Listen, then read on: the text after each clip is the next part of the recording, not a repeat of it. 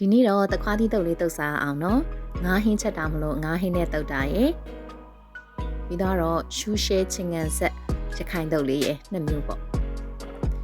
တခွားသီးတုပ်ဖို့အတွက်ကတော့တခွားသီးရယ်ပစွန်ကြောက်ရယ်ငပိတောင်းရယ်တမယာသီးရယ်ဒီမှာတော့ငါးဟင်းလေးမပါလိုက်ဘူးပင်စိမ်းရွက်လေးလိုပါတယ်တခွားသီးကိုတော့အရင်ဦးစောအထဲထဲကဥတိုင်းကအစီလေးမပါအောင်လို့ချစ်ကလေးနဲ့တေချာလေးချစ်ထားမယ်ပေါ့နော်ပြီးရင်တော့ကိုယ်မှာငါးဟင်းချက်တယ်ဆိုလို့ရှိရင်ငချင်းဖြစ်ဖြစ်ငဒန်းဖြစ်ဖြစ်သုံးလို့ရပါတယ်ငါးဟင်းလေးထည့်မယ်ငပီတောင်းရယ်ပင်စိမ်းရယ်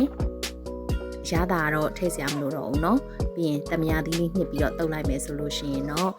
ငါးနဲ့တုပ်ထားပေမဲ့အီပြေးတဲ့တခွားသီးတုပ်လေးရပါပြီ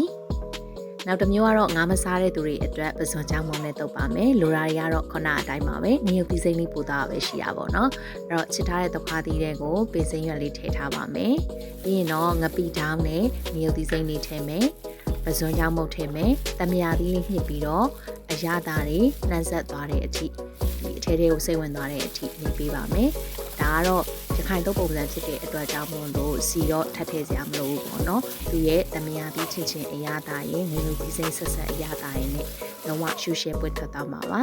ဒါလေးကစားကောင်းတာမို့လို့အိမ်မှာလိုက်လို့စားလို့ရပါတယ်ရှင်